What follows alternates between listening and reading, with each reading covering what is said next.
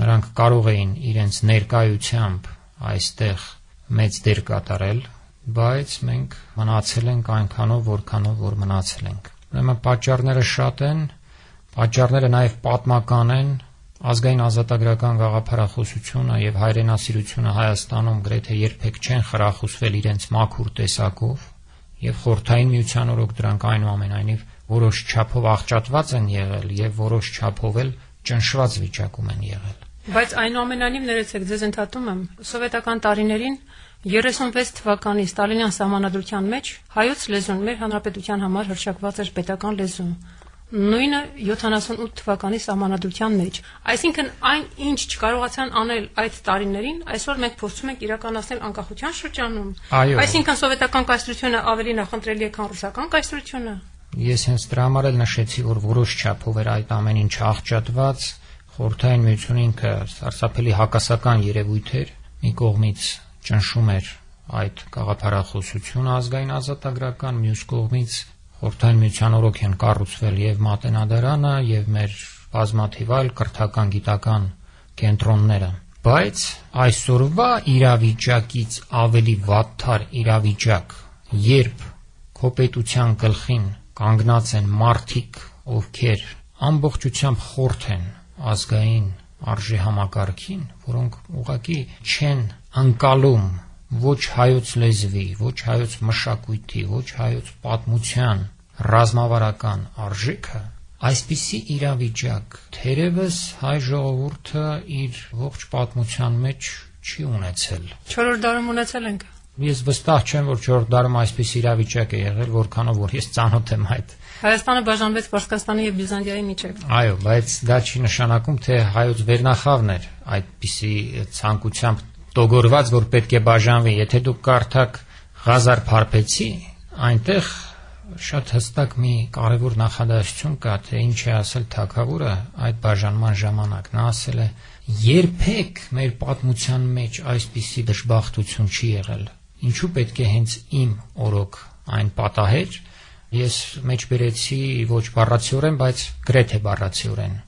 Այսինքն վերնախավը զգացմունքային առումով եւ նաեւ իր մտքով դեմ է եղել այդ ամեն ինչին, իսկ այսօր մեր վերնախավը զգացմունքային առումով էլ եւ իր մտքով էլ մեզ տանում է դեպի գաղութացում։ Հայաստան-Թուրքիա արձանագրությունների ժամանակ դա Թուրքիայի կողմից գաղութացում էր մասնակի, իսկ այս լեզվի հարցում հնարավոր է գաղութացում եւ Ռուսաստանի կողմից եւ հետագայում կարող են բացվել ամերիկյան, ֆրանսիական, գերմանական եւ այլ դպրոցներ։ Իսկ այդ դպրոցներում դաստիարակվելու են բնականաբար ոչ Հայաստանի քաղաքացիներ։ Այդ մասին մեր իշխանությունը իր նախարարների շուրթերով հանգիստ հայտարարում է, որ այո, լինելու են գերմանական, ֆրանսիական, անգլիական, ռուսական եւ այլն։ Հասկանում եք, այսպիսի իրավիճակը հանդուրժել չի կարելի եւ ես չեմ կարծում, թե հայ ժողովուրդը համակերպվելու է նման իշխանության հետ։ Պարոն Այվազյան, փորձենք ամփոփել մեր զրույցը։ Չնայած դուք արդեն ասացիք այն, ինչ որ ես ուզում էի լսել, այնուամենայնիվ ինչով է լեզվաքաղաքական հեղաշրջման այս նախաձեռնությունը, ինչպես ես անվանում եմ այս նախագիծը,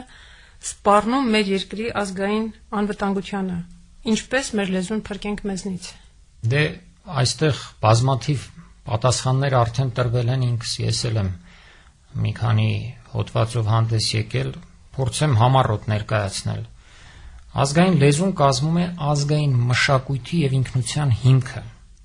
Եվ Հայաստանի կառավարության հեղինակած այս նախագիծը փորձում է նեղացնել հայոց լեզվի կիրառման եւ շրջանառման շառավիղը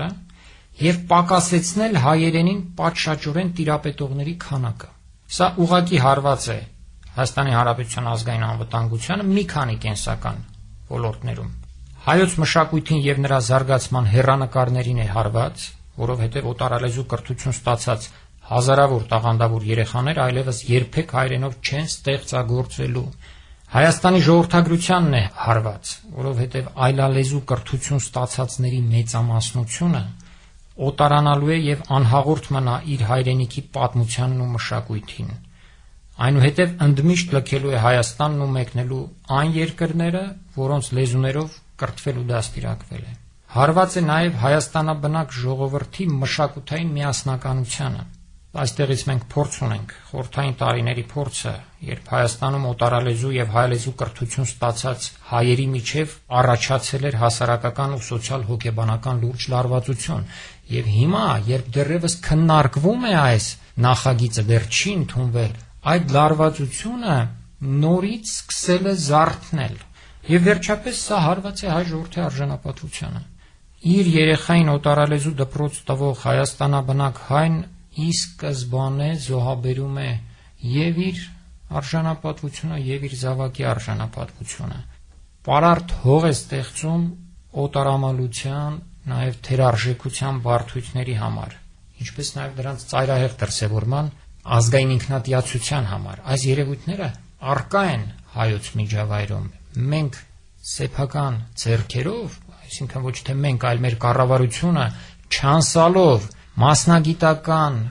բոլոր կառույցների խոսքին ուզում է այս բոլոր հարվածները հասցնել իր պետությանը եւ իր ժողովրդին։ Ինչու համար է այդ դեպքում այդ կառավարությունը պահում թեկուզ չնչին ֆինանսավորմամբ այդ բոլոր ինստիտուտները եւ կառույցները։ Վերջին հաշվով ազգային ակադեմիայի բոլոր ինստիտուտները հանդես են եկել դեմ հայագիտական եւ հումանիտար բլոկի։ Պետական համալսարանի հայագիտական գրեթե բոլոր ամբիոնները, բանասիրության ֆակուլտետը, պատմության ֆակուլտետը հանդես են եկել դրա դեմ։ Ոչ ռեկտորատը, ոչ դեկանատները։ Բայց ես խոսում եմ մասնագիտական կառույցների մասին, այնուամենայնիվ եւ բանասիրության ֆակուլտետը, եւ պատմության ֆակուլտետը, եւ մնացած բոլոր ամբիոնները գրեթե 1-2 Ֆիզիկայի ֆակուլտետը։ Նաեւ ֆիզիկայի ֆակուլտետը, գուցե այլ ֆակուլտետներ, որոնց մասին մենք տեղյակ չենք, ֆիզիկայի ֆակուլտետի մասին ես 2 օր առաջ եմ իմացել։ Ուրեմն ինչու է անտեսվում այս մասնագիտական միտքը։ Դա նշանակում է, որ արժեքային համակարգում որևէ ընդհանրություն հայ ժողովրդի հետ այսօրվա իշխանությունը չի տեսնում։ Սա է պատճառը։ Ես մի առիթով նշեցի, որ մեր քաղաքական վերնախավը վերածվել է մի ենթաէթնոսի, որի արժեհամակարգը խիստ տարբերվում է եւ արդեն հակասում է հայ ժողովրդի արժեհամակարգին եւ կենսական շահերին։ Այսուհանդերձ ես վստահ եմ, որ հայոց լեզուն, որը նույն ինքը հայ ժողովուրդն է, հաղթանակ են տոնելու վաղ թե ուշ, եւ այն կառավարությունը, որը պետք է խաչակրաված արշավանք հայտարարի հայոց լեզվի եւ ազգային արժեքների դեմ, դատապարտված է անփառունակ վախճանի։ Ես ցանկանում եմ, որ նրանք, ովքեր դուրս են ելել պայքարի, չվհատվեն, այլ շատ վստահ լինեն, որ Հայաստանում օտարալեզու դպրոցներ հանրակրթական չեն գործելու, Հայաստանում հանրակրթական դպրոցները լինելու են միայն հայերենով։